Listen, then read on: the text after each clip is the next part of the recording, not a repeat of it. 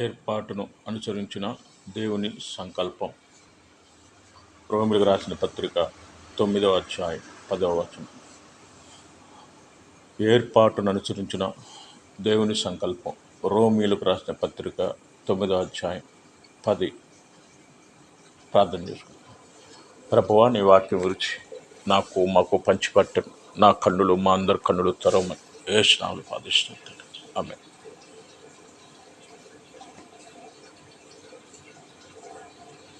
ఏర్పాటును అనుసరించిన దేవుని సంకల్పం అనగా ఇస్సాకు ఇద్దరు కుమారులు, పెద్దవాడు ఏసావు, చిన్నవాడు యాకోబు. పిల్లలు ఇంకా పుట్టి ఏ పని చేయకముందే దేవుడు చిన్నవాడిని ప్రేమించాడు, పెద్దవాడిని ద్వేషించాడు. చిన్నవాడిని ఎందుకు ప్రేమించాడు, పెద్దవాడిని ఎందుకు ద్వేషించాడు అనేది మనము ఆలోచించాల్సిన సంగతి.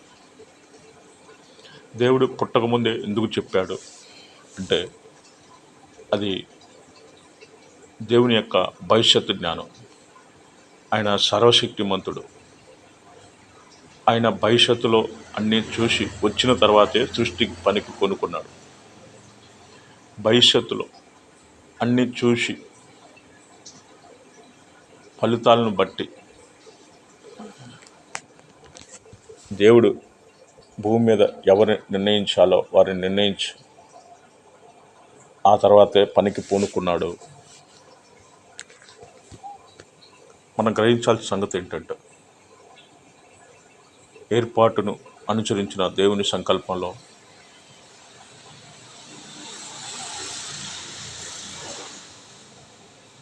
యాకోబు దేవుని ప్రణాళికలో ఉన్నాడు, ఏసావు లేడు.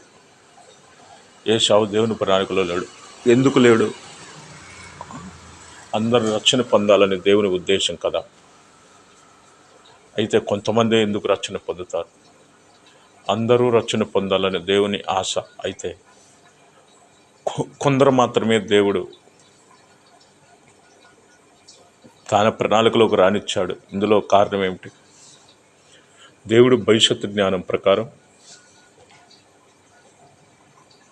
రోమా 8:28లో దేవుడు ముందుగా కొంతమంది ఎరిగాడు, ఎరిగిన వారిని నిర్ణయించాడు, నిర్ణయించిన వారిని పిలిచాడు, పిలిచిన వారిని నీతిమంతులుగా చేశాడు, నీతిమంతులుగా చేసిన వారిని మహిమపరిచాడు. ఇది రోమా 8:29లో దేవుడు సంకల్పించిన 5 విషయాలు. ముందు ఎరిగాడు, ఎరిగిన వారిని నిర్ణయించాడు, ఆ నిర్ణయించిన వారినే భూమి మీద తన సమయం వచ్చినప్పుడు పిలుస్తాడు, పిలిచిన వారిని నీతిమంతులుగా తీరుస్తాడు, అనగా పరిశుద్ధపరుస్తాడు. పరిశుద్ధపరచబడిన వారిని దేవుడు తన సమయం వచ్చినప్పుడు మహిమపరుస్తాడు.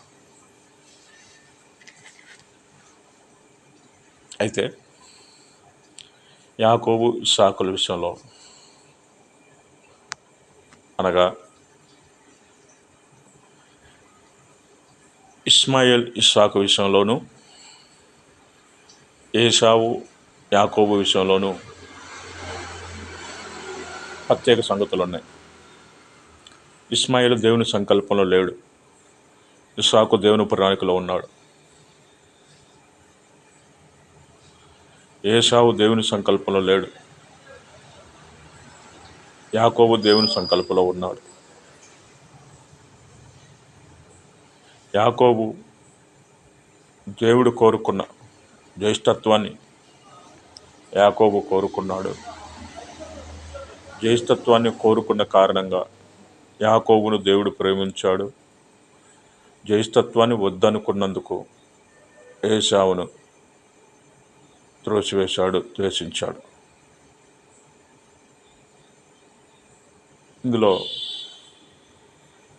దేవుడు కోరుకున్న మంచి జ్యేష్ఠత్వాన్ని ప్రేమించాలి. ఇప్పుడు భూలోకంలో జ్యేష్ఠత్వాన్ని ప్రేమించే వారిని దేవుడు ప్రేమిస్తాడు, తన సంకల్పంలోకి రాణిస్తాడు, తన ప్రణాళికలోకి అనుమతిస్తాడు. ఏశావు జ్యేష్ఠత్వాన్ని తృణీకరించాడు కాబట్టి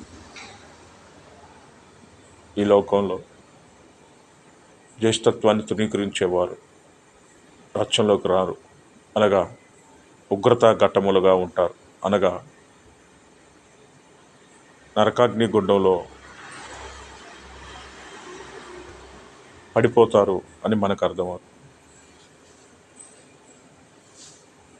ఇది న్యాయమా?